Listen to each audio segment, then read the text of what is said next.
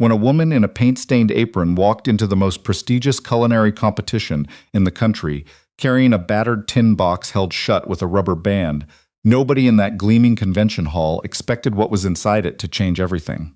The security guard at the VIP check-in table didn't even try to hide his confusion. He looked at the woman, then at the tin box, then back at the woman. "Ma'am, vendor registration is in the East Wing. This entrance is for competition participants." Josephine Mercer didn't flinch. She'd been looked at like that her whole life. "I am a competition participant," she said, and set her registration packet on the table between them. He picked it up with 2 fingers like it might be contagious. The packet was slightly creased at the corner because her son had sat on her tote bag in the car, but the competition seal on the front was as official as anyone else's. The guard read it twice. Then he looked past her, toward the parking lot, as if expecting to find the real version of this person standing somewhere behind her. There was only her 11-year-old son, Theo, standing on the sidewalk with his hands in his hoodie pocket, watching a pigeon with the focused attention of a boy who had learned to make himself invisible in unfamiliar places. "You're actually registered in the innovation category," the guard said. It came out sounding like an accusation. "Yes, Bay 9. He handed the packet back slowly. They start at 2.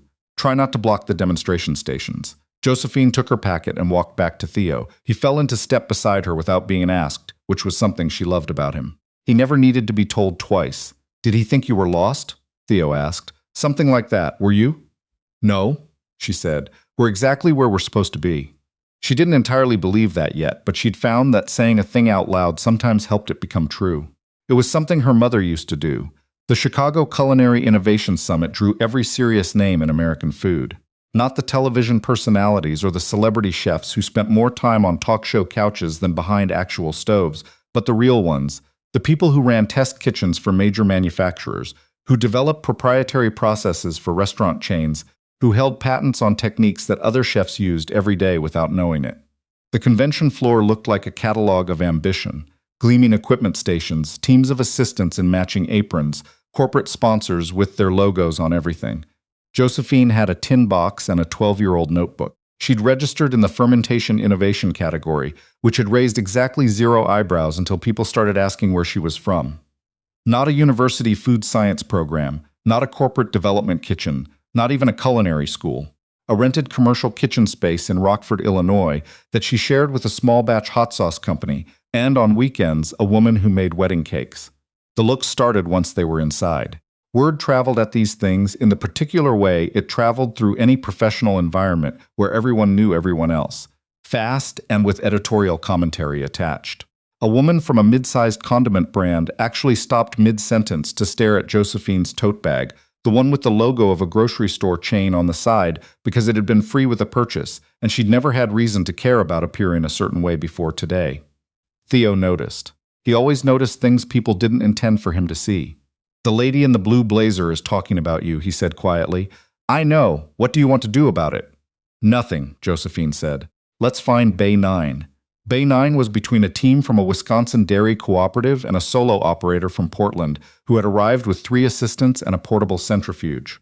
The Portland man looked at Josephine's setup, the tin box, a small cooler, a single spiral notebook, and smiled the kind of smile that was technically polite. "Big presentation," he said. "Medium," Josephine said. She began unpacking while Theo sat on the folding chair she'd brought for him and opened his library book. He'd been reading the same chapter on structural engineering for 3 days because he kept stopping to think about things. His teachers called it distractibility. Josephine called it the same thing her mother had called it when it happened to her. She was halfway through arranging her sample jars when she heard the energy in the room shift. That particular drop in ambient noise that happened when someone important entered a space, and everyone recalibrated their posture without realizing it. Margaret Calloway moved through the convention floor like someone who had never once in her professional life needed to announce herself. She was 43, had built Calloway Consumer Foods from a single regional brand into a company with distribution in 38 states, and was currently on the cover of 3 different business publications. Though the copy Josephine had seen was from last month because she didn't subscribe and had found it in the waiting room of her dentist's office. Margaret wore a charcoal blazer over a silk top, minimal jewelry, and had the particular quality of someone who had learned long ago that power was loudest when it was quiet. She was accompanied by 2 people Josephine didn't recognize. A younger man with a tablet who appeared to be managing her schedule, and an older woman with the expression of a person who had attended approximately 1,000 industry events and found them all adequately satisfying. They stopped near the demonstration area. Margaret said something to the older woman, and they both laughed. Then Margaret scanned the room in that way executives did, not looking for anything specific, just maintaining situational awareness, and her gaze landed on Bay 9. It stayed there a half-second longer than it should have. Then she excused herself from the group and walked over. Josephine saw her coming and kept arranging her jars. There was nothing to gain from appearing startled. "I don't recognize you," Margaret said when she was close enough that the words were clearly meant for Josephine and not anyone nearby. It was stated as observation, not judgment, though Josephine had enough experience with the difference to know how quickly one became the other. "Josephine Mercer," she said. She didn't offer her hand because her hands were full. Margaret Calloway. She looked at the setup, the tin box, now open to reveal a row of small mason jars with handwritten labels, the cooler, the notebook. What category? Fermentation innovation. Margaret picked up one of the jars and read the label. Her expression was neutral in the way professional expressions were neutral. Practiced, controlled, giving nothing away. "Your institutional affiliation? I don't have one." Margaret set the jar down. "Private lab? Commercial kitchen rental. Rockford." There was a pause about 3 seconds. In Josephine's experience, 3 seconds was exactly how long it took for a person to decide whether to be honest or diplomatic, and she'd learned to read which direction someone was heading by what happened to their eyes. Margaret's eyes moved to Theo, who had looked up from his book the way he always did when he sensed tension. Not anxious, just attentive, storing the information for later. "Is this your son?" "Yes, Theo." Theo nodded once. He had his father's habit of treating introductions like an exchange of information rather than a social performance. "How old are you?" Margaret asked him. 11, Theo said. 12 in March. Are you interested in food science?" "Structural engineering," Theo said. "But my mom's stuff is actually interesting too." Something almost cracked in Margaret's expression. Almost. She recovered quickly. "Ms. Mercer," she said, using the formal address in the way people did when they were about to say something they wanted to sound professional. "I've been attending this summit for 9 years. I've seen a lot of people enter this category with a lot of different ideas about what fermentation innovation means. Some of them have been genuinely impressive." She looked back at the jars. "But the companies that succeed in this space, the ones that move the needle, they have infrastructure, lab testing, regulatory documentation, production scale validation." She picked up the notebook. Josephine had to stop herself from reaching for it. "What you're presenting today, is this all of it?" "The documentation, yes, and the samples? The samples speak for themselves." Margaret put the notebook back down. "That's a confident thing to say. I've had 3 years to verify it. In a rental kitchen. In a rental kitchen." For a moment, nothing moved between them. Then Margaret's assistant appeared at her elbow with some quiet logistical question, and she stepped away, and the conversation was over. Theo waited until she was out of earshot. Was she being mean? Josephine thought about it. "She was being accurate," she said finally. "She's not wrong about any of it. She's just assuming those things matter more than the outcome. Do they?" "We'll find out at 2 o'clock. She went back to her samples. Her hands were steady. She was more surprised by that than she would have admitted to anyone. The preliminary judging was held in one of the smaller conference rooms off the main floor. 5 judges at a rectangular table, each with a printed packet and what Josephine now recognized as the carefully arranged expression of people who had already assessed her based on her registration materials and arrived at a tentative conclusion. She knew that expression. She'd worn it herself once, a long time ago, before she understood how much it cost. The lead judge, a man named Dr. Warren Fitch, whose work in food preservation she'd been reading for years, introduced the process with a kind of practiced efficiency that suggested he'd done this many times and had learned to reserve his actual engagement for the moments that earned it. "Mrs. Mercer, you're presenting a novel fermentation process for flavor compound development. Is that correct?" "A controlled sequential fermentation process," Josephine said. "The distinction matters. Walk us through it." She did. She started with the problem. The way traditional fermentation produced inconsistent flavor compounds, the variables that manufacturers spend enormous resources trying to standardize, and she explained how she'd approached it differently, not by controlling the environment more tightly, but by sequencing the microbial activity in a way that created a predictable cascade. Her solution wasn't more control, it was better timing. She watched their faces while she talked. Two of the judges were clearly skeptical in the way people were skeptical when something didn't fit their existing categories. Not hostile, just resistant to recalibration. One younger judge, a woman from the food science faculty at Cornell, had leaned forward almost immediately and hadn't leaned back. The other two were somewhere in the middle. When she finished, Dr. Fitch said, "The consistency claims you're making, you have data? 3 years of batch records, 47 separate production runs, flavor profile analysis from an independent lab in Chicago." She slid a folder across the table. "The last page has the comparison data against commercial standards." The Cornell judge was already on the last page. Her expression did something interesting. Not quite a double take, but the more controlled version of one. "Where did you develop this?" she asked. "In my mother's kitchen initially, then in a commercial rental space. Your academic background?" "I have a bachelor's in biology from Northern Illinois. I never finished my master's because my mother got sick." Josephine paused. "Then she died, and I had a young son, and I needed to do something with my hands while I figured out what came next. The fermentation process started as something to occupy the hours that were too quiet." The room was still for a moment. "The results are remarkable," the Cornell judge said quietly, "but I want to understand the mechanism better. The second phase of your sequence, the temperature drop before introducing the secondary culture, that's not in any published literature I've seen. No, I developed it empirically, several hundred failed batches before it worked. What made you think to try it?" "My mother made kimchi," Josephine said. "She had a method she'd adjusted over 30 years that I never saw written down anywhere. I was trying to understand why hers tasted different from everyone else's. I started pulling it apart to see what she was actually doing, and the temperature behavior was there in the middle of it. She'd found it by feel. I just gave it a mechanism." No one spoke for a second. Dr. Fitch cleared his throat. "We'll need to verify the lab results independently, and we'll want to taste the samples under controlled conditions.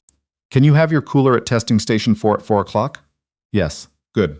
If everything checks out, you'll advance to tomorrow's finals." He paused.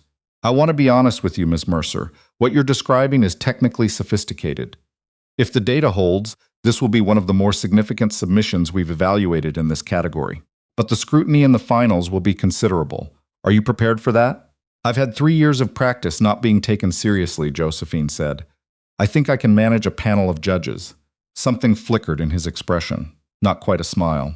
"We'll see you at 4. She found Theo where she'd left him, now lying on his stomach on the folding chair with his book balanced on the back of his neck, reading in a position that looked impossible and was apparently comfortable. He'd been offered a seat in the family lounge area by a staff volunteer who was clearly worried about him, and he had declined politely, which she knew because the volunteer was hovering nearby with the look of someone who hadn't quite given up. "How did it go?" Theo asked without looking up. "They want to taste the samples at 4. He flipped a page. "Told you. You didn't say anything. I thought it." She sat down beside him and ate the sandwich she'd packed that morning. Around them, the convention floor kept moving, teams comparing notes, journalists circling the most photogenic setups, corporate representatives drifting from display to display with the deliberate casualness of people doing competitive intelligence. Nobody approached Bay 9. That was fine. It wouldn't be fine for much longer. At 3:30, Margaret Calloway appeared again. This time she was alone, which Josephine noted. "I heard the preliminary panel wants your samples," Margaret said. She stood a few feet from the edge of the bay, not quite in it, not quite outside it, which Josephine recognized as the physical equivalent of hedging. "Yes, you weren't surprised." "No." Margaret was quiet for a moment. She looked at the tin box, which was closed again. "Can I ask you something? You can ask the notebook. That's the original documentation, not a clean copy?" "The original. I didn't have time to recopy it before I registered." "Why not?" Josephine looked at her. "Because I found out about the registration deadline 4 days ago, and between then and now I had 47 hours of billable kitchen time to complete, a school conference for my son, and a broken refrigeration unit in my shared space that I had to troubleshoot at 2 in the morning." She said it without bitterness. "It was just the accounting of a week. I didn't have time for a clean copy." Something changed in Margaret's face. It was small, a slight release around the jaw, the kind of thing that happened when a person let go of something they'd been holding without realizing it. "My team flagged your registration when it came in," Margaret said. "I was the one who decided it wasn't worth paying attention to. I want you to know that wasn't a team decision. That was me." Josephine waited. "I also want you to know that I looked at your lab results this afternoon while you were in your preliminary." She crossed her arms. Not defensively, more like she was holding herself in place while she said something uncomfortable. They're legitimate. The flavor consistency data is not something you can fabricate or approximate. Either your process works the way you say it does, or those numbers don't exist, and those numbers exist. She paused. I was wrong about you this morning. You were accurate about the infrastructure gap, Josephine said. You weren't wrong about that, no, but I made it mean something it didn't mean. Theo had stopped pretending to read. He was watching this conversation the way he watched anything that didn't fit his existing models, openly, without embarrassment, filing it away. Mrs. Calloway, Josephine said, what do you actually want to say? Margaret uncrossed her arms. That if you advance tomorrow, you're going to have a target on you that has nothing to do with whether your process works. Companies like mine have spent millions developing fermentation programs that don't produce results like yours. People will question your documentation. They'll question your credentials. They'll question why a woman without institutional backing developed a process that teams with seven-figure R&D budgets couldn't. She looked at Josephine directly. And some of them will have more patience for making your life difficult than you have resources to fight back with. I know. Do you have legal representation? Not yet. Margaret reached into her blazer pocket and took out a card. This is an IP attorney. She works with independent developers. She's not cheap, but she's worth every dollar, and she doesn't lose. She set the card on the edge of the bay. You can ignore this if you want, but I'd rather you know it's there. Josephine looked at the card but didn't pick it up yet. Why are you helping me? Margaret was quiet for a long moment. Then she said, my grandmother made vinegar in her basement with a process she invented over 40 years because she couldn't afford what the grocery store sold. She tried to sell it commercially when I was a kid, took it to a regional distributor, and got laughed out of the room. Not because the product wasn't good. Because she was a 60-year-old Korean immigrant woman with a mayonnaise jar and an accent and no sales background. Her voice stayed even. Nobody helped her. She died with that process in her head and nowhere else. She looked at Theo, who was watching her with his characteristic openness. I've spent my career telling myself I built something she would have been proud of. This morning I was not someone she would have been proud of. She picked up her phone and looked at the screen without reading it. So, the card is there. She walked away. Theo waited exactly 3 seconds. Is she nice? He asked. I think she's trying to be, Josephine said. She picked up the card. The 4 o'clock tasting session was held in a room that smelled like industrial cleaner and anticipation. The 5 judges were already at the table. A technician was calibrating equipment in the corner. And standing near the back wall, arms folded, was Margaret Calloway. She'd brought her whole team this time. 2 of them had tablets. One had what looked like a proprietary analysis app open on her screen. Josephine set up her samples without acknowledging any of it. Mrs. Mercer, Dr. Fitch said, we're going to begin with a blind tasting comparison. We have your samples alongside 3 commercially produced equivalents in the same flavor category. We'll taste first, then review your documentation, then ask questions. That's fine. The tasting took 40 minutes. Josephine sat in a chair against the wall and watched the judges work through the samples with the methodical attention of people who had spent careers training their palates to be instruments. Theo sat beside her and did not ask any questions, which was one of the things she loved most about him, his ability to match the energy of a room. She didn't have to watch the judges' faces to know what was happening. She'd tasted her own product against every commercial equivalent she could find. She knew what the comparison felt like on the tongue, the depth, the consistency, the way the secondary flavors developed in sequence rather than arriving all at once in a single undifferentiated note. She'd spent 3 years calibrating that. She knew what they were tasting. When the blind tasting was done, Dr. Fitch looked up from his notes. Which sample is yours? Sample C, she said. He nodded slowly. Can you explain the 3rd stage flavor development? The way the secondary compounds resolve, that's what none of the competing samples achieve. Walk us through the mechanism. She walked them through it. All of it, the sequential temperature manipulation, the specific microbial cultures she'd isolated, the timing windows she'd mapped through 2 years of failed batches before she found the right cascade. She answered every question, sometimes at the level of chemistry, sometimes at the level of the specific morning when something clicked and she'd understood why her mother's method worked. At some point, she realized the room had gotten very quiet. The technician in the corner had stopped calibrating equipment and was listening. After she finished, the judges spent 10 minutes conferring at the table in voices too low to hear. Margaret had moved closer to the table, which Josephine noticed without reacting to. Dr. Fitch turned back. Miss Mercer, I've been evaluating food science submissions for 15 years. What you've brought us today is, he stopped. Tried again. Your documentation is rigorous. Your samples are consistent. Your mechanistic explanation is coherent and testable. What I can't account for is the fact that nobody developed this before you, given that the underlying principles were available. My mother, Josephine said, spent 40 years finding something by feel that the science could explain. I just had the biology background to read what she'd already done. She paused. And I had 3 years of nights after she died when I needed something to think about that wasn't grief. The Cornell judge, whose name was Dr. Priya Anand, leaned forward. The original source, your mother's process, do you have documentation of that? A notebook in her handwriting, in Korean. I had it partially translated. Dr. Anand nodded. Yes, that matters for the provenance documentation, actually. We'd want to include that in the record. I can provide it. Dr. Fitch nodded at the rest of the panel. Something passed between them that Josephine couldn't read but didn't need to. Miss Mercer, he said, you're advancing to the finals. She heard Theo exhale beside her. She hadn't known he'd been holding his breath. The finals were the next morning. They were held in the main auditorium, a space large enough that Josephine felt the full weight of what she was walking into as she took her seat and watched it fill up. Every major food manufacturer in the country was represented. Journalists occupied a whole section. 3 cameras were set up at the front. Theo sat 2 rows behind her because she needed him to be able to leave if this ran long. And also because the look on his face when she told him he could come to the finals. The way he'd folded that feeling into his expression without entirely managing to keep it contained was something she wanted to protect from the pressure of a front row seat. She was scheduled second. The first presenter was from a university lab, a team of 4 presenting a preservation technique with significant production applications. The presentation was polished, backed by extensive institutional credibility, and generated the kind of engaged nodding from the audience that indicated professional validation rather than actual surprise. Good work, expected work, the kind of work that a summit like this was designed to surface. Then it was Josephine's turn. She walked to the podium with her notebook and her tin box and nothing else. She found Theo's face in the 3rd row. He gave her a look that said, in 11-year-old terms, "You've done this 1,000 times in the rental kitchen at 2 in the morning, and none of those people were watching." She took a breath.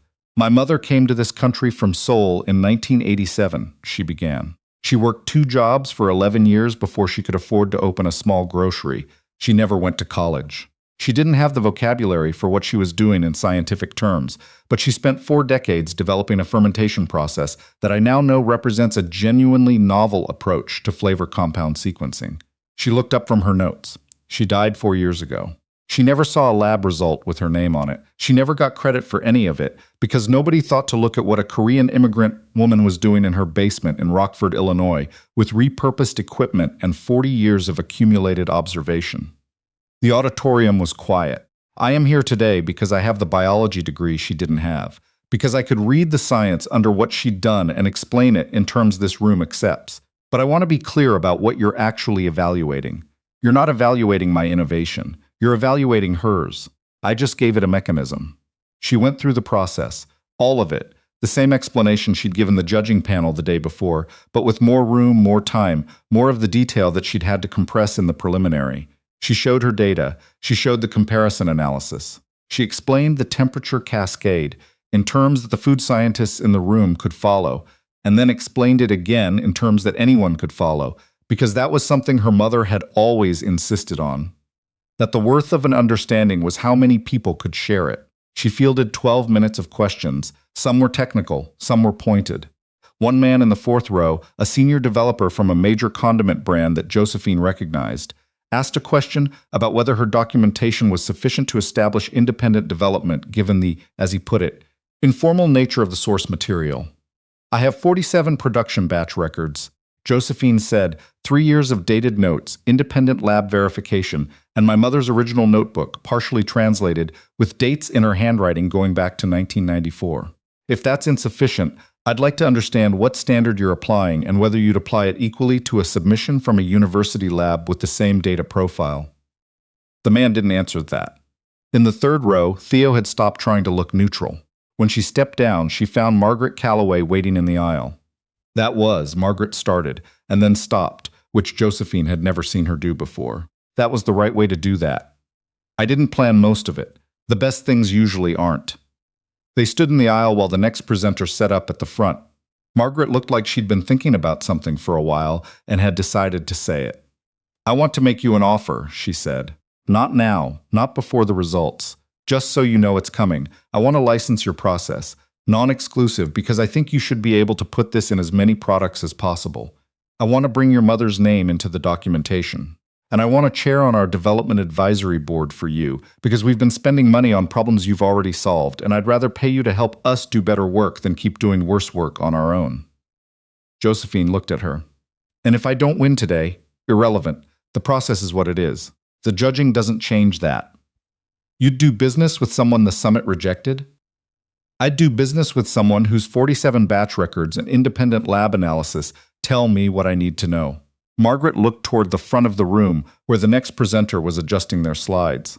The summit is useful for visibility, but I've been in this industry long enough to know that panels miss things. I'm not going to miss this.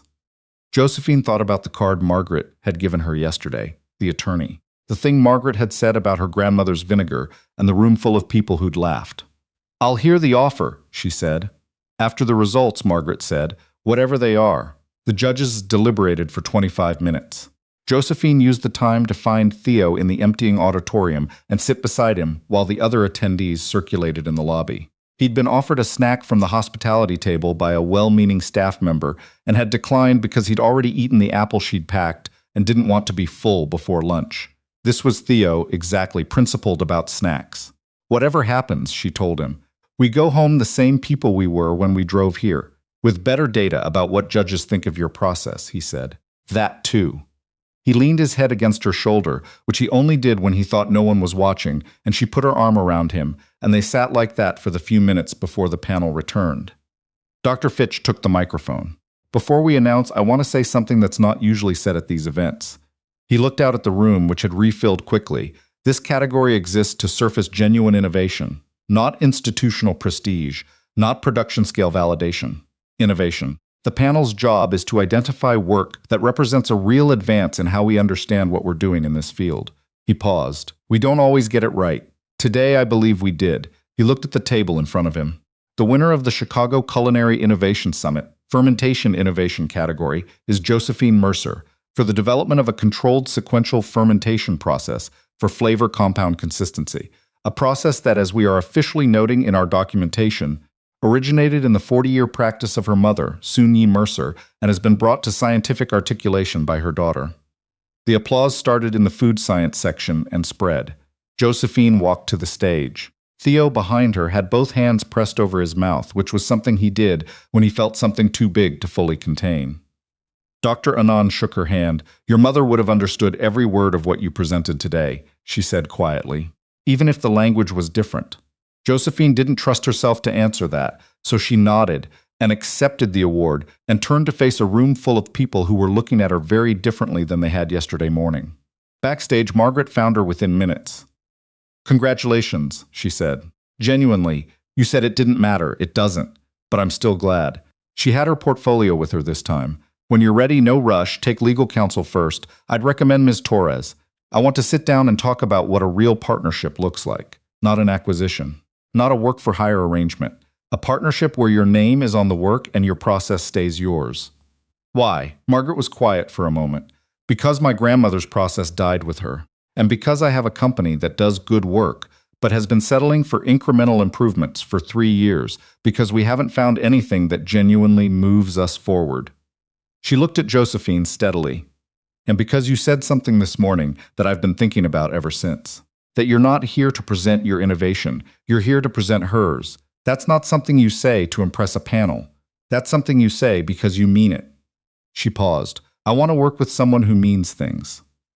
Josephine thought about her mother's kitchen, the smell of it, garlic and ginger, and something deeper underneath, the specific warmth of a space where the same careful work had been done for 30 years.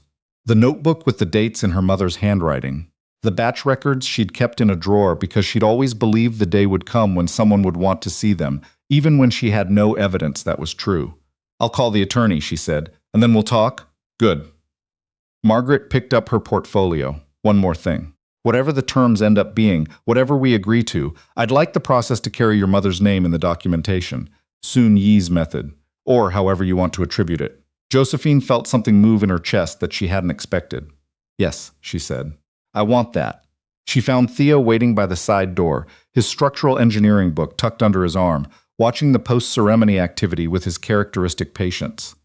When he saw her expression, he didn't ask any questions. He just walked over and stood beside her the way he always did, which was close enough that she knew he was there. On the drive home, when the city had given way to the flat winter landscape of northern Illinois and Theo had fallen asleep in the back seat, Josephine reached over to the passenger seat where the tin box sat and put her hand on top of it for a moment. The box had been her mother's. The rubber band holding it shut was new. She'd added it the morning they left, nervous about the latch. But the dents in the lid were old, and the label on the side, in her mother's handwriting, just said kitchen in Korean, which was not a label at all, really. It was just her mother calling a thing what it was. She drove home through the dark with her son asleep behind her, and her mother's work in the seat beside her, and she thought about the way the day had started. The guard at the entrance, the looks on the convention floor, Margaret's careful dismissal, and then she thought about Doctor Fitch saying her mother's name into a microphone in a room full of people who had never heard it before. Soon Yi Mercer. In the documentation now. In the record. In the place where things that mattered were kept. She turned on the radio low so it wouldn't wake Theo, and she drove, and she let herself believe that her mother, in some kitchen somewhere made entirely of the past, had heard it too.